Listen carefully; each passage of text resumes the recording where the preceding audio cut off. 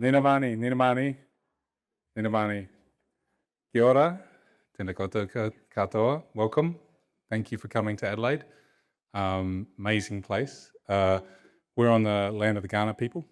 It always was and always will be. The Kaurna people have inhabited this part of the world for many, many millennia and enjoyed the plains that you're on. We pay our respects to elders, past, present, and emerging. And for our role, I always just want us to think about how everything that we do might help everyone in this country equally, and not just those of us who are fortunate in so many ways. So, thank you for coming. It's a great pleasure to welcome you tonight. What? Who, me? No, I'm some guy. I live here. But I used to live in New Zealand, and that's where the ASM is next year, Christchurch. And someone else will be the convener, which will be great. Actually, my name's Craig Getty. I'm a medical oncologist. I've been privileged to work with ANZUP for many years. I first learned about ANZUP when I was on my postdoc in Canada, and Ian sent me an email saying, "Hey, you should join ANZUP." And I said, "Cool, I'll join ANZUP." What's ANZUP? And here we are now. And despite my best efforts to destroy the organisation, we've come to the most extraordinary time in history with this great organisation. So, but it's fitting that we're coming to the end of this organisation because, of course, AI is going to cure cancer, or apparently. It's wonderful to have you all here tonight, and the mains are going to come out. Just eat and drink and be merry, and have a lot of fun as our speakers entertain us and inform us and make us provocatively think about the latest piece of hype, right? So technology has been incredible over the years, but technology, sometimes it drives us forward, it's amazing, but sometimes technology sometimes drives us backwards. So Ramses II advertised his incredible success in battle by carving a story in the walls of the pyramids. Of course, other more modern leaders have claimed mission accomplished at times. Rhetoric and misinformation has been spread on coins for millennia. So Octavian tried a smear campaign against Mark Antony on coins issued in Rome, and of course we've got our very own emperor who hopefully won't be with us for much longer, who's pushed along by coins. And of course, information about many things is very useful. Just like crotch powder sounds good right now. The information has been promoted by the development of the printing press, but of course then misinformation comes with it. And then beyond the printing press now we know that the cure for cancer is bicarbonate of soda. At least that's what Facebook tells me, doctor. But if people are coming in and asking, should I take ivermectin for my cancer, show of hands. How many people, how should I take ivermectin for my cancer? Well, it's like taking adjuvant pembrolizumab. No. Sorry, Baz. So look, if people are coming along with that, what the heck is going to happen when AI is implemented? And we're already starting to see this. Who have had people come in with a 15-page management plan from ChatGPT of how their cancer is going to be managed? Yeah, yep. How are we going to manage that? I don't think we're going to have the answers to that tonight. I'd love that on the back of a postcard. We're going to hear a lot more about AI today, tomorrow, and how it's impacting us now, how it can help us into the future. But one of the things that I think is, very telling is that this is I think many of you be aware of the Gartner hype cycle. So the Gartner hype cycle is just, Gartner is some company that drew a graph and now they're famous for it. But they talk about how technologies get hyped up and then they fall down into a trough of disillusionment, but then a plateau of productivity. But it seems that the hype cycle for artificial intelligence looks pretty much the same every year as you go through. It's like, okay, it's the same every year. So we seem to be getting a bit of that. But let's see what some cutting edge stuff is happening in AI, and there's actually a hotbed of research here in Adelaide. And so it's with my great pleasure to introduce our first speaker. We've got three wonderful speakers tonight. I'll introduce them in turn. First speaker is Dr. Min Son To. He's a radiologist in training and a researcher with his own research group at Flinders University. So any of you who think they've done well in their career, just look on in shame. He applies artificial intelligence and machine learning methods to medical imaging analysis. He's developing tools to help analyze MRI scans and doing that at scale through federated learning, predicting bone health, advancing MRI techniques for neurological applications, but also critically for prostate applications. And he's co-supervising PhD students and projects within that role. So first off, Son, thanks so much.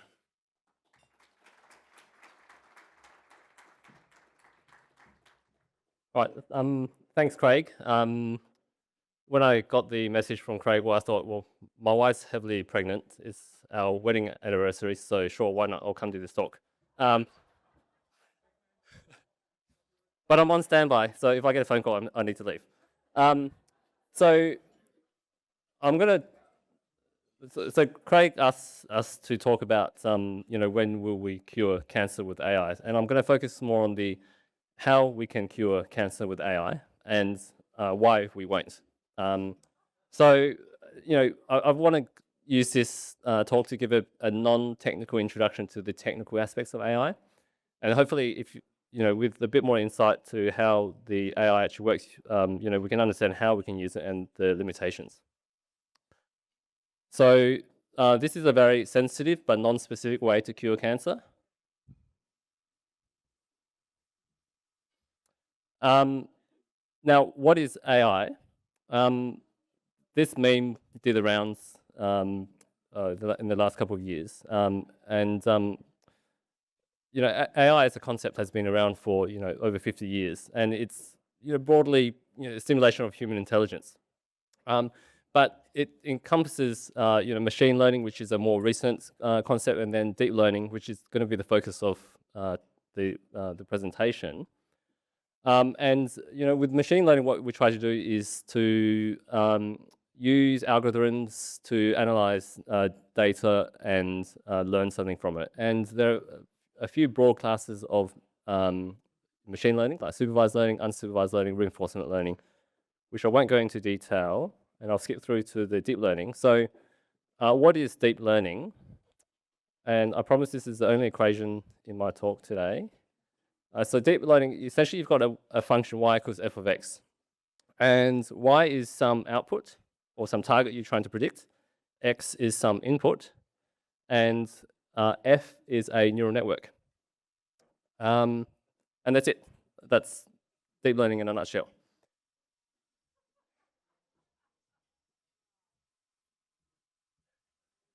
End of talk.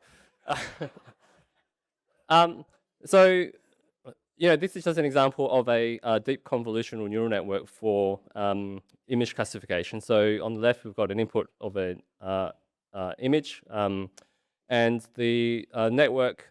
Well, so the image passes through the network, which is a couple of layers or multiple layers of neural elements, and each layer does some processing and then abstracts higher and higher order level sort of information, and then generates a prediction at the end. And the deep learning bit, the deep bit refers to having lots of layers, and having lots of layers enables you to extract more information, more and more abstract information, essentially. Now, I don't know why that title jumbled up. So it was meant to be machine learning versus deep learning, and so with the traditional machine learning approaches, what you had to do was you had to handcraft features, what you thought might be important for a classification. So like round structures like eyes or curly structures like tails, and you'd have to define all these features to put into the model. Then the model learns or fits those features to the task. The key thing with deep learning is that you don't need to define those features. You just provide the model an input and tell it what the target is, and it learns what features are important. And that's, if you do it right, it's a lot more powerful way, because you're not giving it you have fewer assumptions to start with, so the model can learn different things or more things, and things that sometimes you don't expect it to be able to learn. And this was enabled by a couple of things. One was the mathematics for deep learning was solved. Well, people figured it out, how to solve these problems. But then also the compute power with GPUs came along about 10 years ago, or more than 10 years ago now. The gaming cards with lots and lots of processors. The combination of that enabled deep learning to actually take off. So what can we actually predict? Broadly speaking, there are classification tasks where you put labels to things. So like category A, a bit like cats versus dogs, or regression tasks where you put a number to the output. So in terms of classification tasks, so what I've got here is just 3 examples. So if you have an image classification task, what you're doing is you have the whole image and you're trying to predict one label. So your input is the whole image. In the middle panel, with an object detection task, what you do is you try to predict labels to regions of an image. So you can predict multiple objects in an image. So cat and dog in that example. And then in the third example, with image segmentation, what you're trying to do is you're trying to assign a label to every single pixel in the image.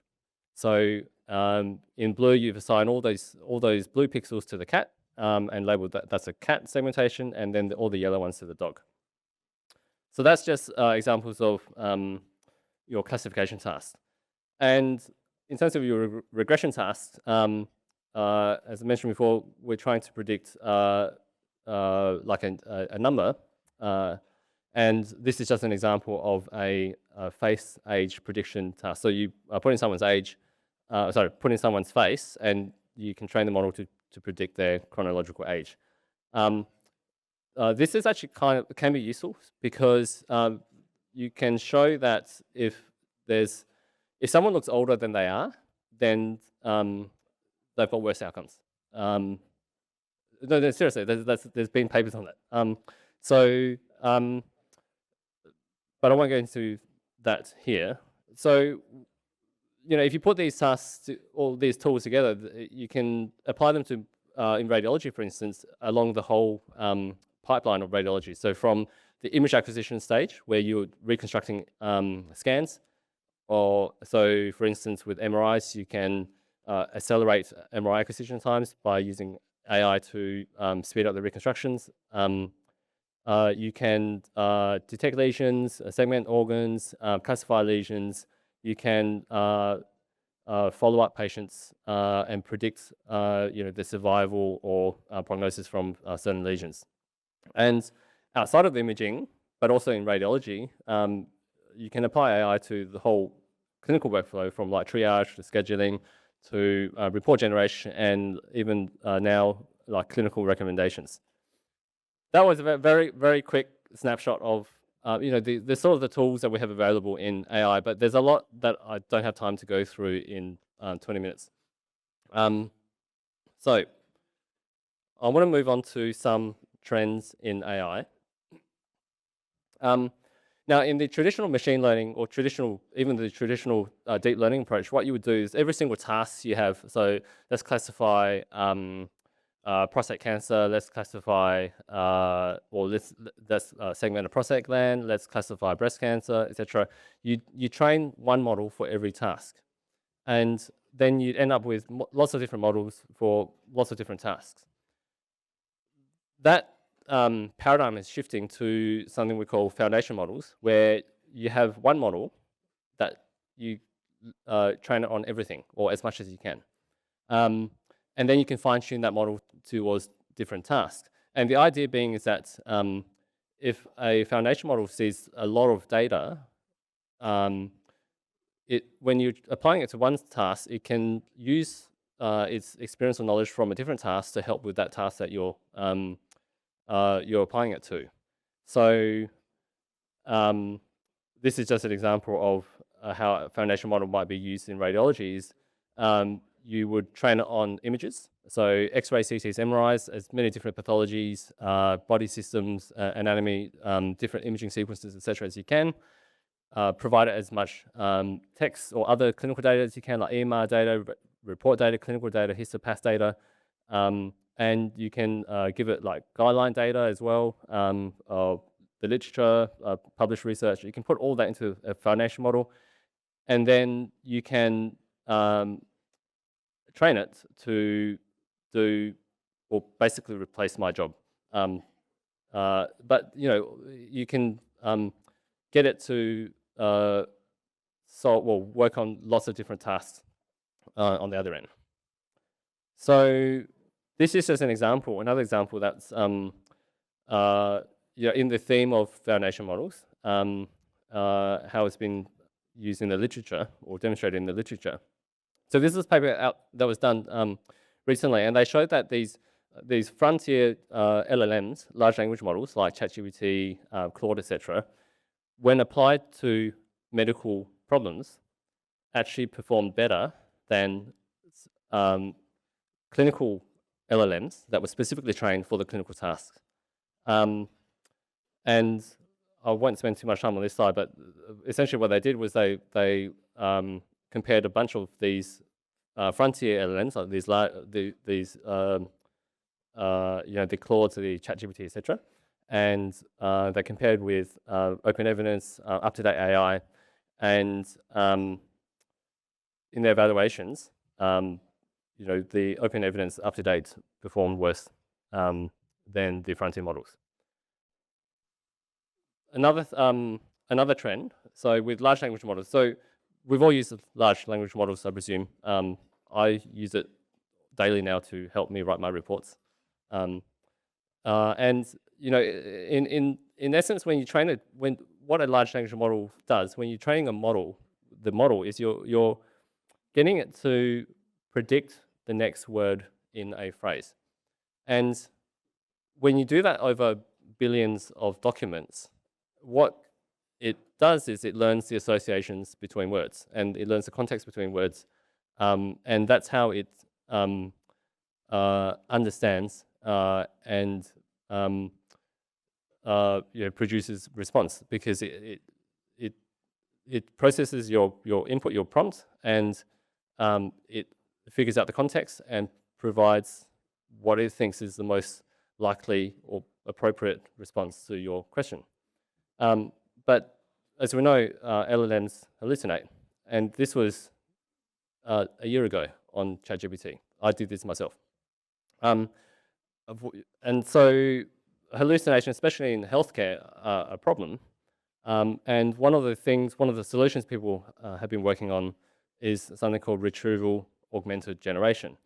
And so or RAG, right? So the way I like to think about it is this. So let's say, we've all learnt photosynthesis, I presume. But none of us can, off the top of our head, cite where we learnt it, what year of high school or when we learnt it, but we know we've got that knowledge. And LLMs kind of function like that. They can retrieve some information, but it can be hard for them to pinpoint the source or even the accuracy of that. With RAG, what you can do is you can set up like a document store alongside the model that, so when you prompt the model, it processes the prompt through the LLM, but it also looks through the document store to anchor a response. So if your document store is guidelines or the literature, published literature, you can ground your response in evidence. So this is an example, also recently published, on how LLMs augmented with RAGs can improve predictions in oncology. well, recommendations in oncology. And so just a couple of examples here, the text on the left, some prompts that you might be able to provide this sort of setup. And the upshot of this slide is the the LLM RAG performs better in terms of precision, recall, accuracy, etc., compared to LLMs on its own. So we'll be seeing a lot more RAGs or LLM RAGs in the near future. And the next big trend is agentic AI. So, I've talked about LLMs and RAGs, and I'll quickly talk about agents and agentic AI and what it all means. So, when you use an LLM, an LLM is prompt oriented. So you can ask it to, tell me what is photosynthesis, and it can provide a response to that prompt. If you then pair an LLM with a tool, then the LLM can actually do something, and we call that an agent. And an agent is task-oriented. So you might say, fetch me the weather forecast for today, right? So there's the LLM side has the prompt processing aspect, but the tooling side, which connects to the what's the BOM? Yes. But the tool, like if you give it a tool, we can retrieve that information and provide it to you. And so that's how an agent works. So if you put a whole bunch of agents together and you set them up to do different aspects of a task, so one to handle the prompts, one to retrieve the information, one to verify the outputs, then you have an agentic system. And these are goal-oriented. So a goal could be, write a presentation for me to give at the ASM.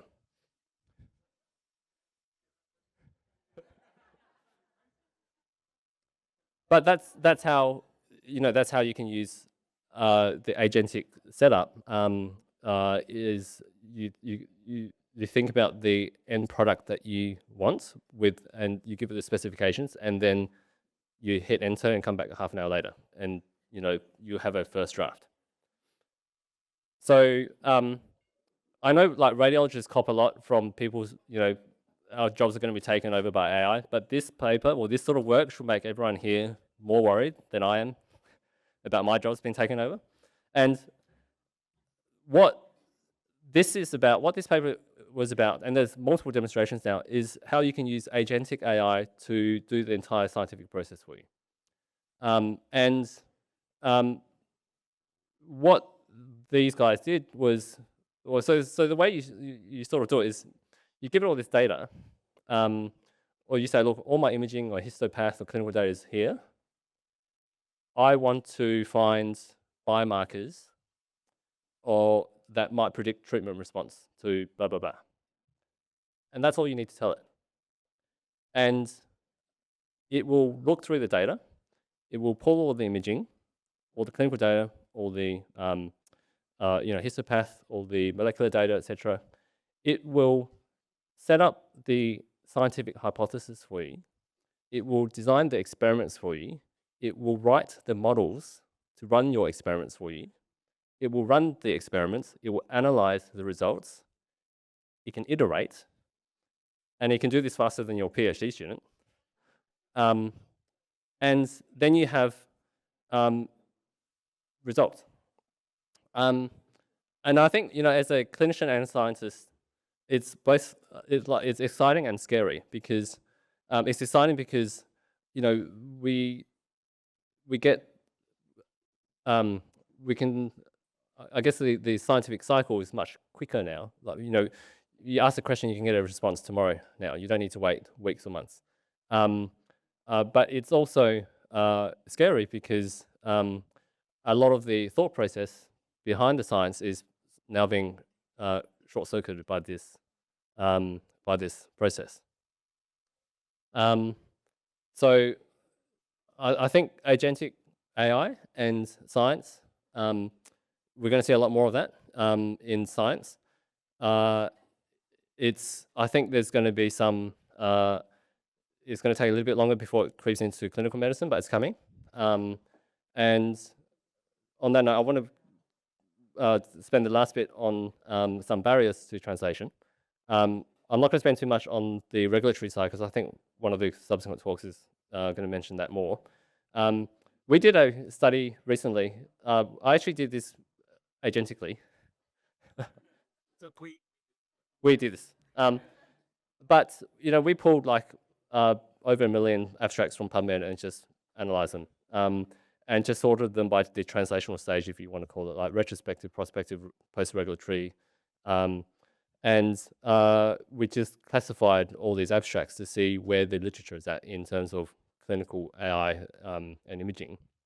And the y-axis is the logarithmic scale. And what you see here is that the vast majority of the literature is stuck at the preclinical stage. So in the retrospective, the methods adaptation sort of stage, there's very little work that actually gets through to the prospective stage, the implementation stage, the post-regulatory stage. And there's lots of different reasons for that. And I'll just touch on a few that I think are relevant. The first thing is data.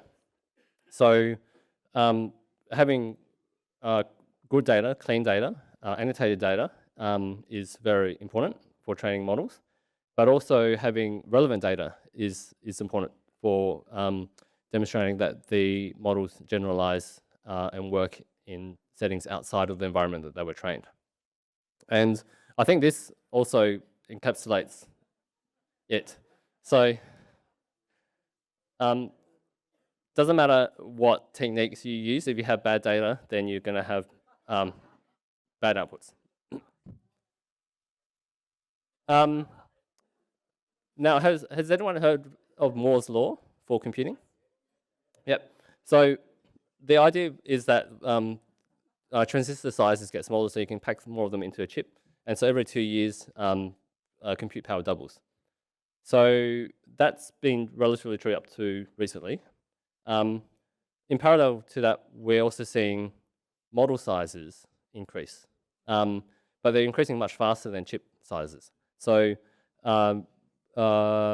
models, the frontier model, this graph goes up to like 2021, so already a couple of years old. But frontier LLMs are in the trillions and trillions of parameters now,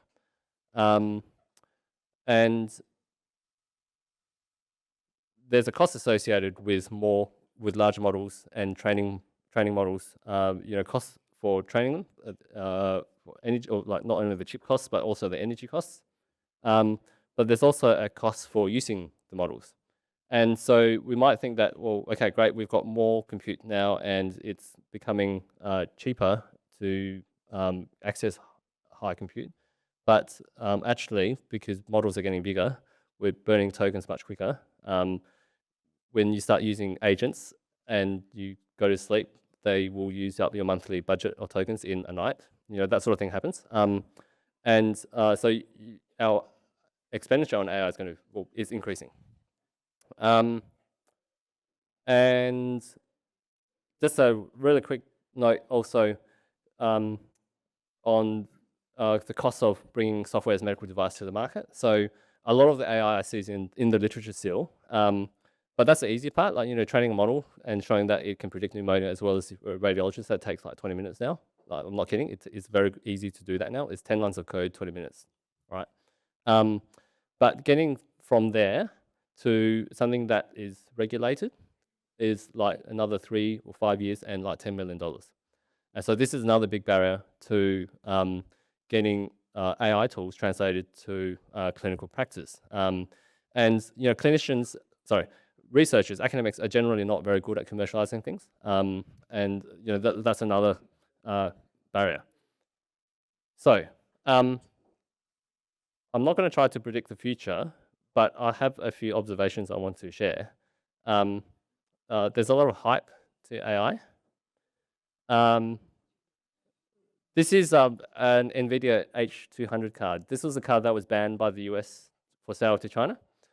When they reversed the ban, China decided, no, we can build our own now, so we don't need yours anymore. So they've got their own sovereign, compute capabilities now. If I could have predicted the future, I would have invested in NVIDIA. And I think very smart people also don't get their predictions correct. Or at least the timing's not correct. And so Geoffrey Hinton, he won the Nobel Prize for his work in AI, I think 1 or 2 years ago. And he made this prediction back in 2016 that we should stop training radiologists, deep learning is going to take our jobs, etc. Blah blah. And I keep reusing this next slide. And so I've updated to 2026. So that's where we're at.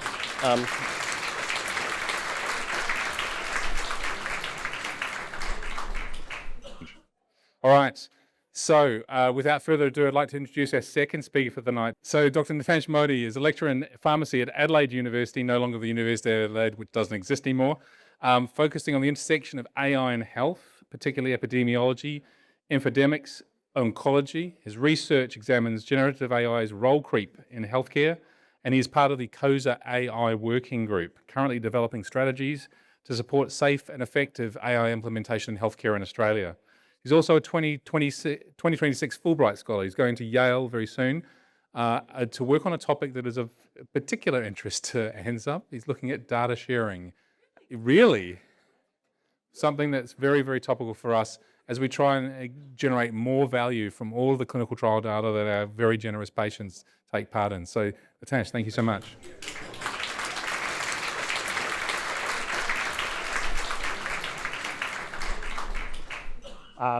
Thanks for a lovely introduction. I felt especially called out during your presentation and your slides about coins. I actually hold a lot of Dogecoin, and it has gone up 37,000% since it has come out, more than NVIDIA. So you should invest in crypto if you understand it. All right. So my presentation is about the chatbot we'll see now. This presentation is not going to spend much time whether AI is overhyped.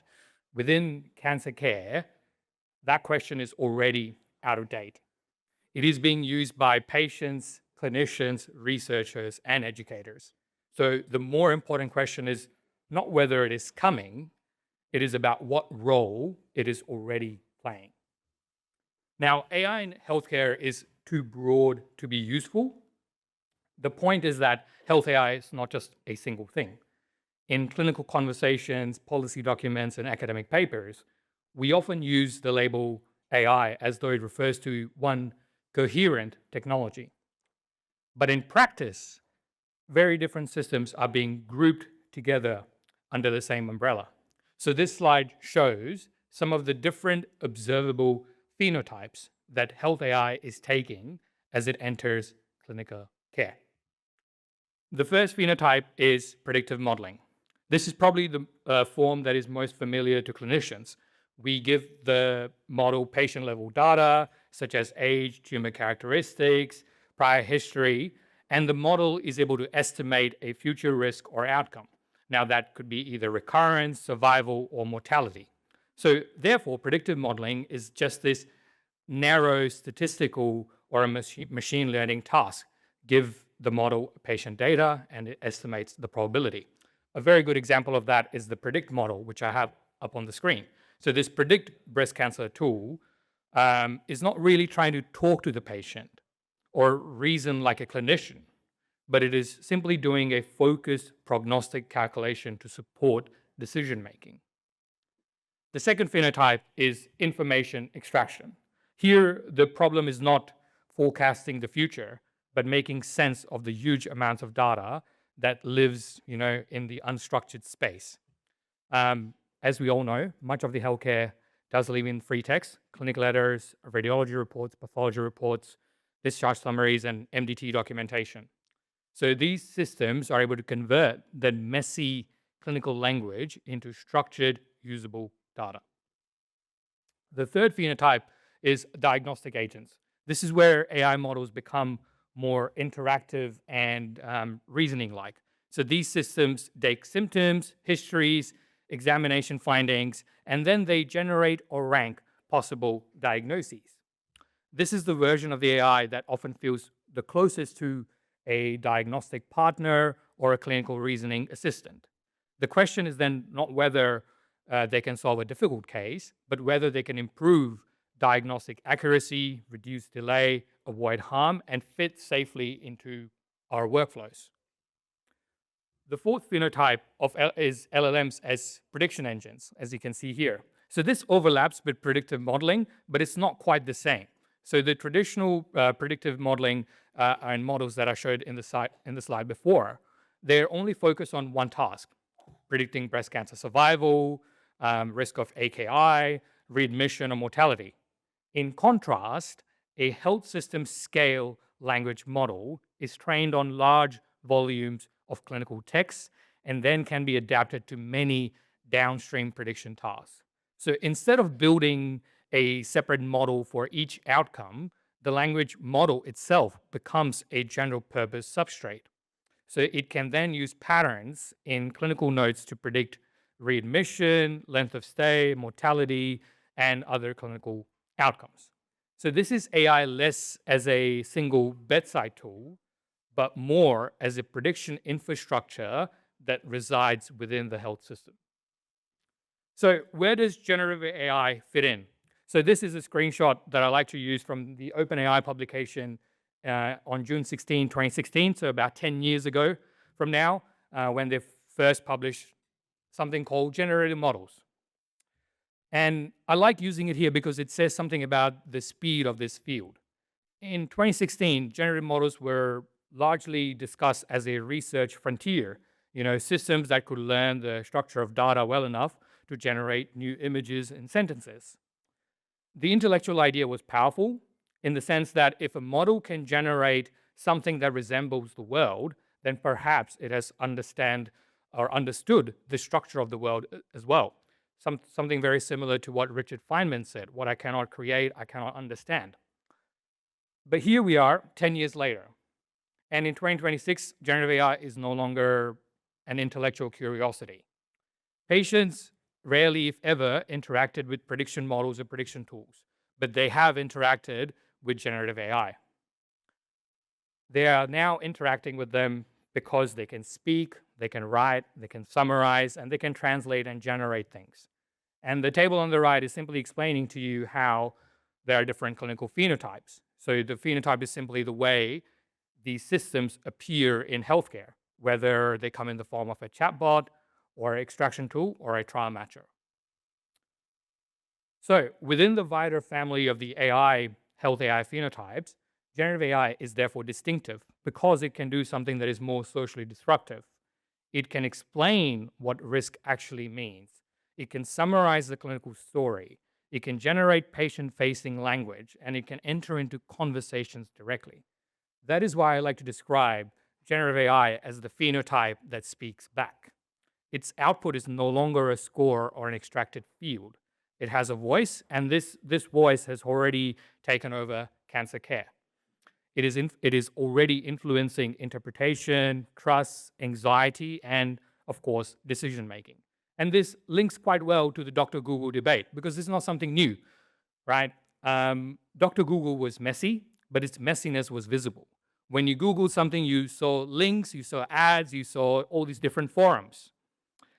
Whereas the chatbot on the right simply collapses all that uncertainty into a single voice. So this has therefore now changed what patients actually bring into the clinic, right? They arrive with confidence, perhaps with even doubt, anxiety, and sometimes their expectations are already shaped by the model. And I like this figure here as well, done by Meter. They look at the time horizon of software tasks that different language models can complete around 50% of the time. So earlier systems before the GPT era were operating at the level of seconds, answering a question or doing a very short task. Around the ChatGPT era, so the 2023, you can see they've moved into minutes. And now all these more recent systems are well within into hours, and I'm sure they'll get into days very, very soon. Now, what does that mean here? Because obviously the benchmark is software and not oncology. The implication we have within healthcare is that the unit of work that is being done by these models is expanding.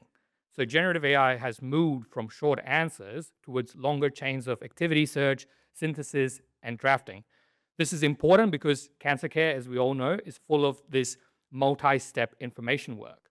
You do trial matching, you look at the pharmacology of the drug, also the therapeutics, and then you look at clinical summaries, and then you also interpret the guideline as well. Now, none of them are single facts. They require these sequences of interpretation. So following this previous slide, generative AI is increasingly the phenotype that can keep working. And that is why the opportunities they provide are real. The first opportunity is the most direct one, and it's the one that it can speak to patients. And it does it with the warmth that surprises people. Now, this is cancer-specific evidence. Chen and colleague took 200 cancer questions from a public forum, along with the answers that were given to them by physicians. Then they had 6 oncologists rate every response, blinded on quality, empathy, and readability. And these are the results you can see here on the screen.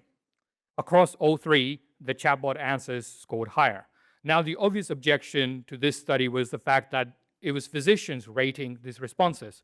Well, what about patients? What did they think about it?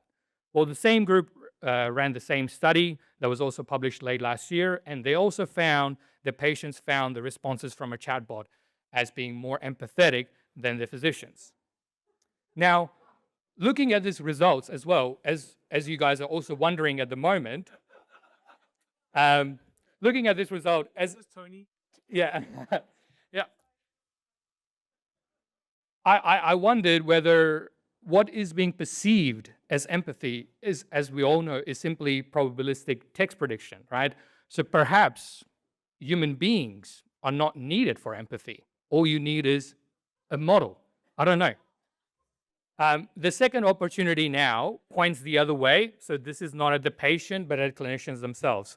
So the most deployed use in health systems right now is the ambient scribe, which the next presentation is going to focus heavily on. So it is simply a model that listens to the consult and drafts a note. So it is the phenotype that can write for clinicians. Now, this is obviously important because documentation is one of the largest drivers of clinician burnout, and obviously oncology is not spared from that. And the evidence has also moved on from purely being anecdotal.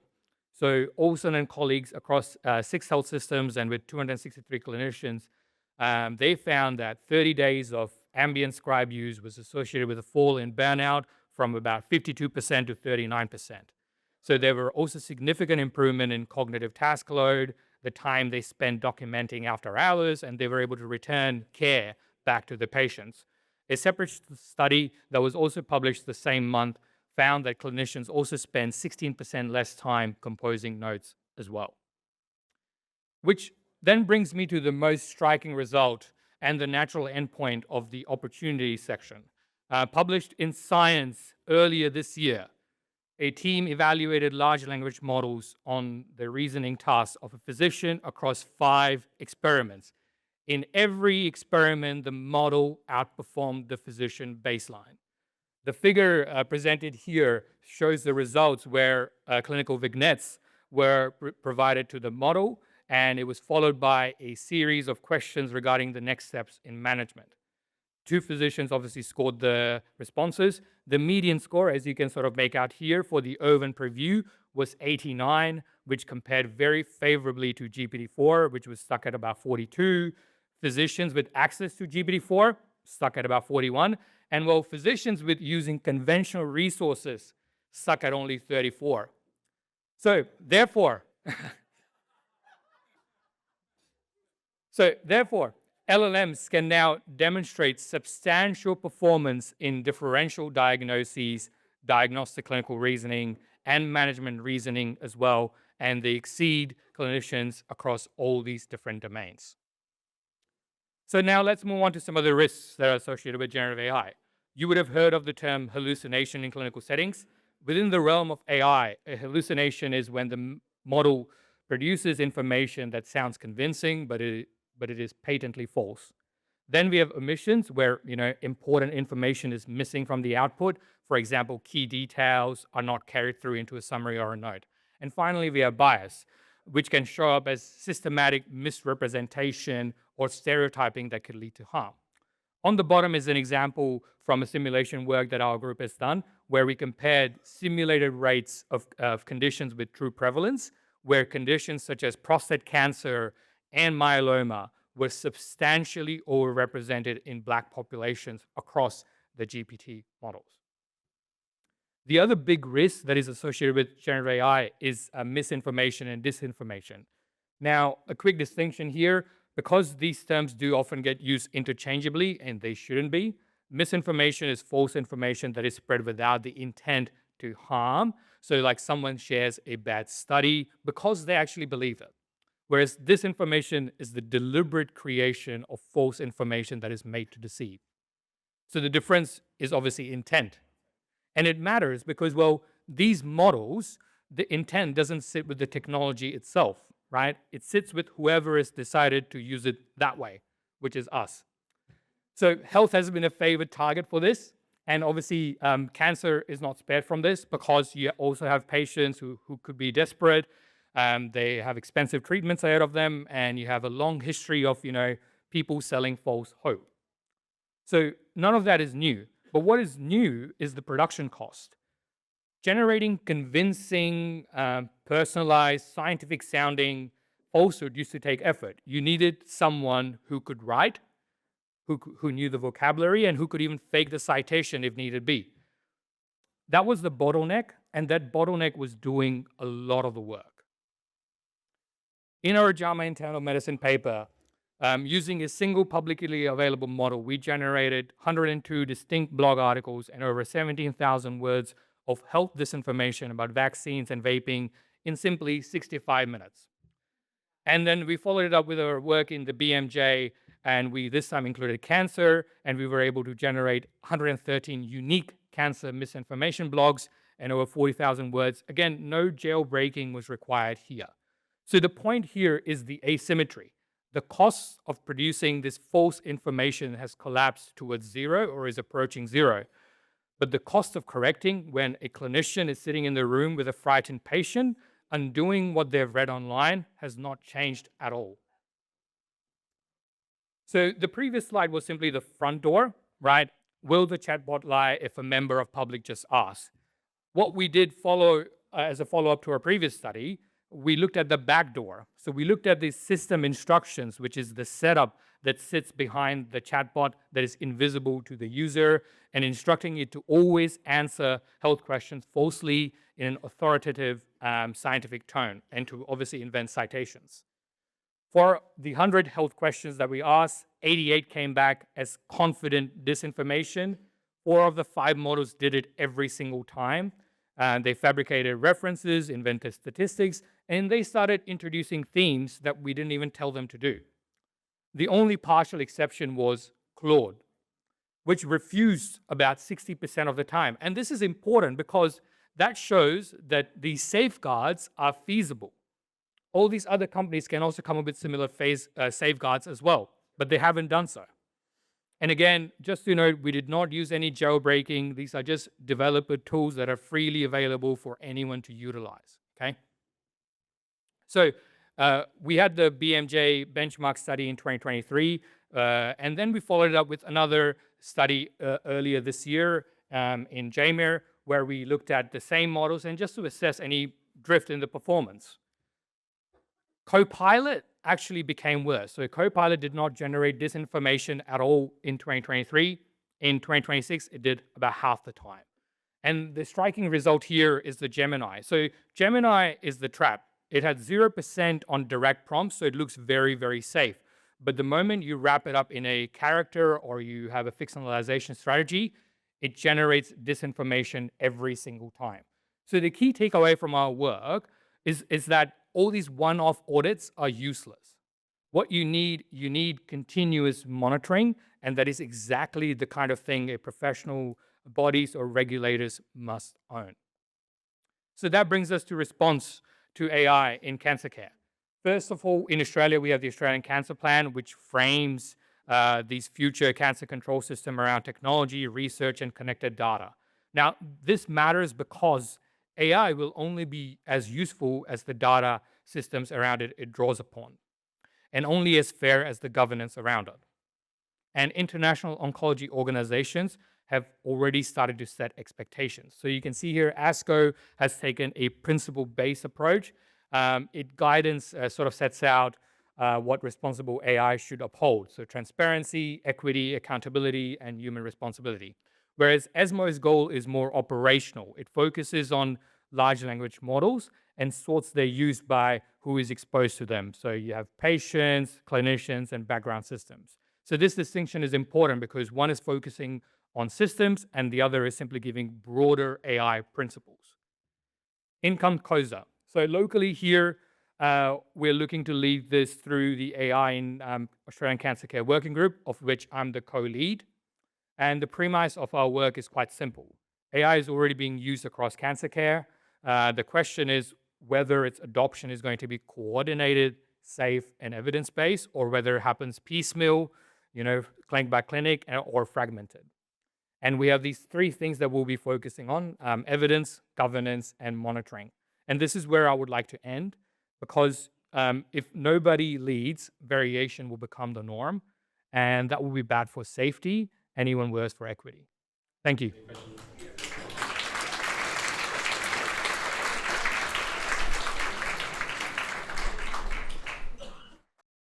Our final speaker before we go to the panel is Associate Professor Louise Knott. She's the ICON Group Director of Medical Oncology for Australia and New Zealand, very experienced medical oncologist at the Royal Hobart Hospital and ICON Cancer Centre Hobart, widely published, leading many clinical trials across industry and collaborative groups. And she's been implementing AI transcription in ICON, and she's my very, very good friend. Thank you so much, Lou.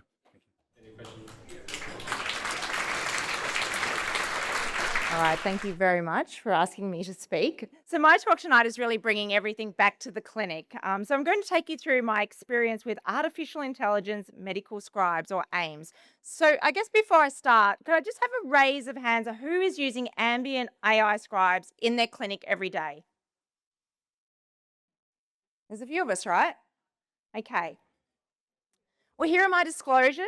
I am a member of the Heidi Here Advisory Board. I do not receive any payments, and unfortunately, I have no shares. I wish I did. I'm a busy clinician. I'm just trying to find efficiencies and improve my quality of work I do. And I'm definitely not an IT expert. Sorry, Son, I didn't understand everything in your talk, but it was amazing. Yeah, the titles, yeah. Okay, so I'm just going to start by setting the scene, defining the problem, review the evidence, which we've already seen a little bit about, I guess, regarding the evidence of the use of AI scribes and how they might be able to help us in practice. I'm going to take you through an audit that I did, my experience using an AI scribe, and then rolling it out, I guess, to the ICON group in a pilot project, and hopefully that will continue later this year, learnings and some future gazing. So I think most people here are aware of the increasing administrative epidemic in oncology. For every 1 hour we spend with our patients, we have another 2 hours where we're doing additional work on administrative tasks. Around 1 in 5 physicians spend more than 8 hours each week completing documentation outside of their work hours. That's called pajama time. And the documentation burden is associated with reduced clinician wellbeing, poorer communication, lower patient satisfaction, and of course, as we've heard, increased burnout. This time spent documenting competes with eye contact, listening to our patients, shared decision making. Although apparently the machines are more empathetic than we are. So where does our time go? Well, this is actually a very old study on the left there, which basically says that we are spending less and less time with our patients. So 27% of our time is spent with our patients, and about 49% of our day is actually spent using the electronic medical record and doing our documentation, and 24% on other tasks. And as we know, as busy oncologists, there are a lot of other administrative tasks. Treatment planning, MDT documentation, pathology, genomics, imaging, clinical trials, consent, writing back to every member of the team, etc., etc. So just to give you a little bit of background of where this has all come from. So I'm a general medical oncologist. I work full time. I work 0.5 in private, which is at the Icon Cancer Centre in Hobart. And I see about between 300 and 400 patients a month there. I was using something called iMedX, if you've heard of that, where we do the dictation into the phone. That gets sent off, types get sent back to you, you correct it, and then it gets sent out. That would take sometimes at least 1 or 2 weeks. At the Royal Hobart Hospital, which is my public post, I actually have to type all of my letters by hand, and I'm a very slow typist, and actually then put them into something called a health suite and send them off myself. This is just not sustainable. But thankfully, and this is where it's relevant to this audience, on January 2024, on a WhatsApp group that many of you are on in the room, Andrew Weikart, who's not actually here, introduced me to something that I'd never heard of, which has really changed my life. So thank you, Andrew. This is called an AI scribe. And at that point in time, it was Lyrebird, which I certainly started using. And he predicted that, we're all going to be using this and this will really change the universe. And I think he's right. And so now, over the last 2.5 years, there's been a growing ecosystem to reduce documentation burden and enhance our patient care. And this is just some of the AI scribes out there. Obviously, when we're thinking about an AI scribe, it's really up to us. The onus is on us to actually fully investigate that AI scribe to ensure that they're meeting all of the criteria that have been we've started to discuss in the previous talks. We've gone through some of the evidence, which is quite clear. So in ASCO 2024, we know that ambient AI in oncology improved documentation quality, time saving during the clinic, it improved efficiency, patient interactions, and there was a high clinician satisfaction. There's a similar study in the JCO practice in 2025, which looked at over 100 clinicians or oncologists working in 6 different healthcare regions in the US. And after just a short period using an AI scribe, there was a reduction in burnout symptoms, improved documentation and physician experience, and better patient communication. And there was a systematic review that showed the same. But what about in Australia? Well, I think Queensland has actually led the game here. So this is an article that's only recently been published, and it's come from the Queensland Children's Hospital in Brisbane, where they looked at improving clinical efficiency using artificial intelligence scribe for documentation. Both a retrospective, prospective study. They took 131 clinicians, 89 were medical, 36 allied health, and 6 nurse practitioners. And they used consultations where they were using an ambient AI scribe. And in this particular study, it was Heidi AI scribe, and there were 333 patients that were surveyed. And this is the top level results from that study. Not surprisingly, the documentation efficiency improved dramatically, going from 7.9 days down to 14 minutes, very statistically significant. The clinician experience was also overwhelmingly positive, but I think what's really important here is what did the patients think? And if you look at the patient experience, 94% felt that their clinician was actually more focused, so more eye contact, looking at the patient rather than at the computer screen. 93% felt comfortable with the AI scribe, and 95% would welcome an AI scribe in future appointments. And not surprisingly, there's a significant improvement in the budget, with a reduction in the cost, particularly of that transcription. So now I'll take you through my audit. So I guess what led me to be, speaking here today. I had a big problem. So I looked at my dictation hours using the iMedX over the last 4 years, and I was spending 188 hours dictating a year. So that's actually a month of my life in a year dictating. Something clearly had to change.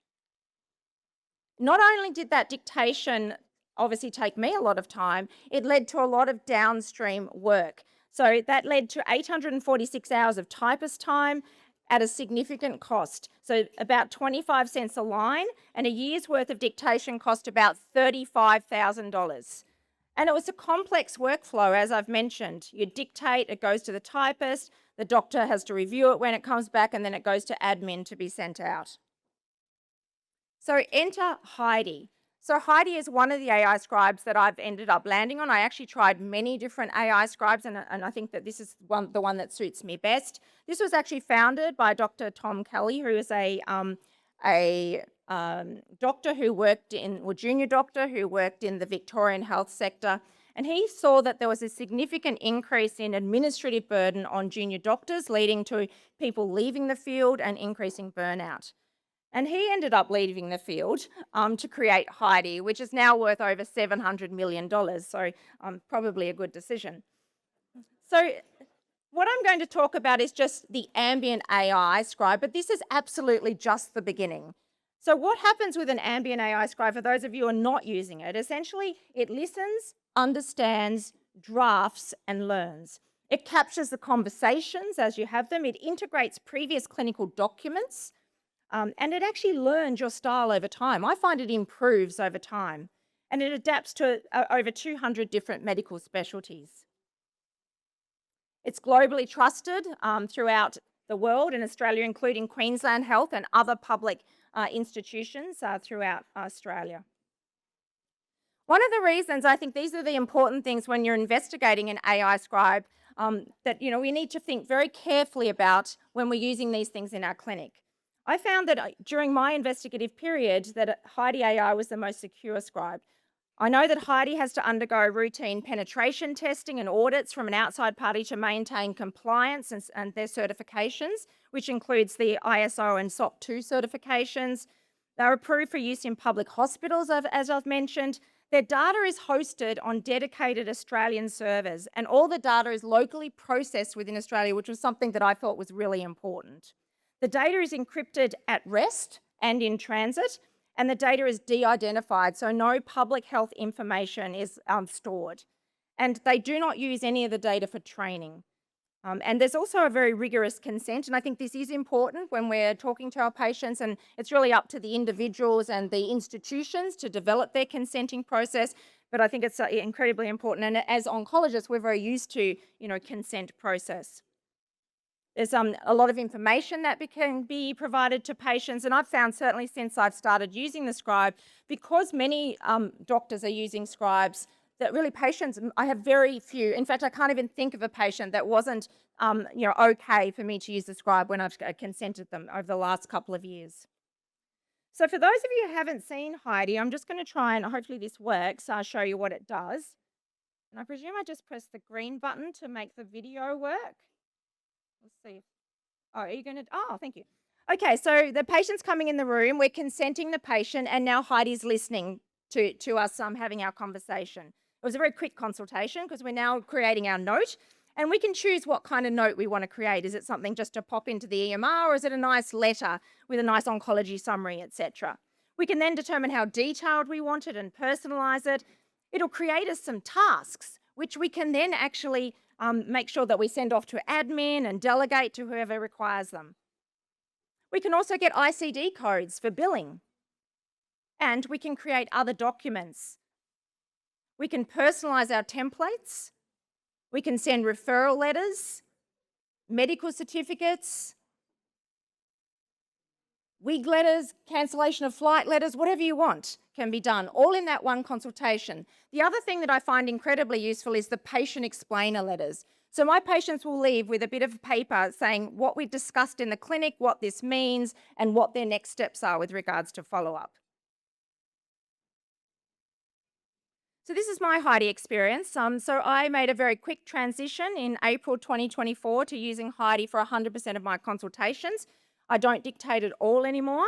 And obviously I've saved a lot of money for Icon probably. And I've saved myself a lot of time, although I seem to have filled it with other things, unfortunately. And as a result of that, I thought, well, if I'm finding this helpful, I really think that we need to ensure that as many people can use this sort of tool as possible.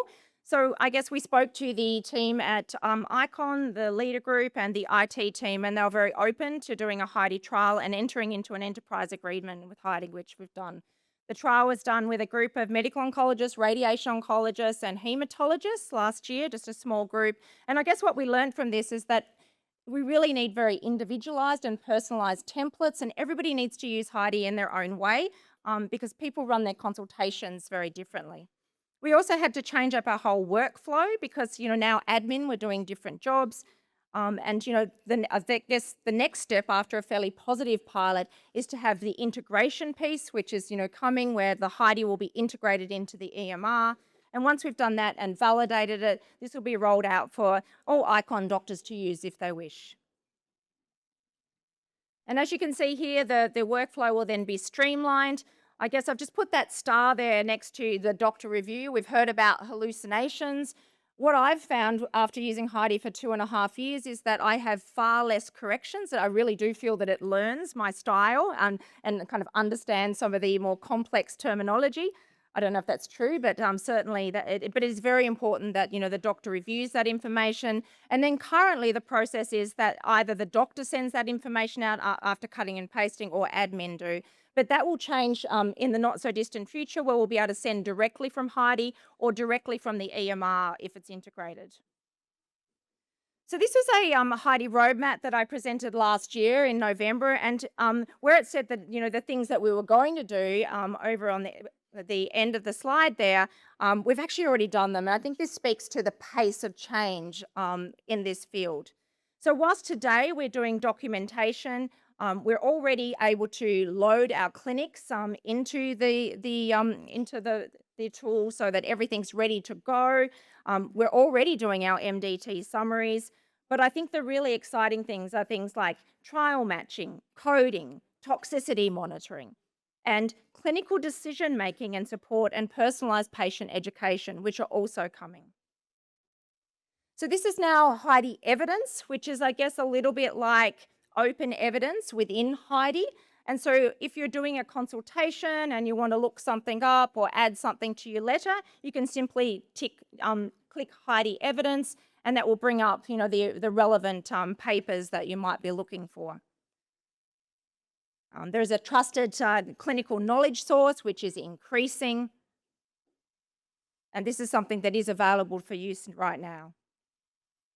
Other things that are coming that I think are really going to change up our admin teams is things like communication. So Heidi's launching something called Heidi Comms. And so what this will do will actually, I guess like a chatbot, our patients will be able to contact this communication channel 24/7.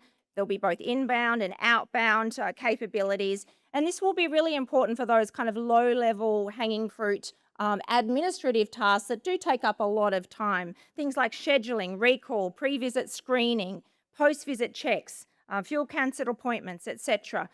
This will all, of course, be integrated into the EMR, and every call will be transcribed and summarised. And you just can't imagine how much time that might take or give back to our admin team. The other thing I think that's going to be really important is this discharge summary and letter flow. I was on ward duty just last week, and I asked the residents how many outstanding discharge summaries the oncology unit had at the Royal Albert Hospital. Anyone hazard a guess? Close. It's 388 outstanding discharge summaries. And that's because they're typing it. It's just ridiculous. But if we had something like this AI embedded into the EMR, everything could be dragged in. They could do their discharge summary so quickly, and it would be automatically sent out. And you can send it out through any of those channels, like HealthLink, fax, email, whatever you're using. Obviously, it'd have to be encrypted if it was going through anything other than HealthLink. But these are coming. What about inbox and document processing? If you've got Heidi there or whatever it is, the tool that you're using, everything that's coming in, through faxes, through letters, through HealthLink, whatever it is, it actually goes through and triages it all for you and then puts it into filing. You don't need somebody there scanning it in. It would be amazing. And whilst we're doing all of that, it's logging our CPD as well. It's fantastic. Now, this slide, I've realised, is now wrong. I've written here the 3 things AI cannot replace. And I think this is true. Clinical judgment, experience, and intuition. I think they're real. I think, we look at a patient and you look at EviQ and it says dose reduced by 25%, but you just know that patient's going to need a little bit less, or they might tolerate a little bit more. That's intuition. It comes with experience. I don't think AI is going to be able to do that. And I've written there compassion and empathy, but I'm going to have to remove that. Is that right? Gee, that's sad. And yeah, and shared decision making. So I think today AI is documenting our consultations. Tomorrow it'll prepare for it. And I think it's less than 5 years. It's going to be certainly becoming my digital personal assistant. But this is the what if, and I think this is like so exciting. What if there was an AI tool quietly watching over our entire practice? What if a patient on cabozantinib had rising LFTs? And you know how you've got to go through and sign off all your results, and you do that after hours? But what if someone flagged that, in the EMR and called the patient and told them to interrupt the cabozantinib and get an appointment tomorrow? Wouldn't that be amazing? What if your metastatic clear cell kidney cancer patient who's actually progressing on their first-line therapy, the CT comes in and they've got resist measurable disease and you've got peak 1 open and you want to get that patient on study and it's flagged, get them in? What if you've got a whole bunch of prostate cancer patients and you want to call them in to change their denosumab from monthly to 3 monthly based on the recent ASCO results? What if you could flag them all and get that all sorted? I think we'll be able to do that stuff. What if we could identify all of the patients suitable for clinical trials? Wouldn't that be amazing? And I think that's perhaps where we might be able to make a difference. Maybe not cure cancer just yet, but I think we could make some significant inroads if we could get the patients onto clinical trials more quickly. So instead of searching for the information will come to us at the right time for the right person. And then when all of that happens, I'll be able to do more of what I want to do. Thank you.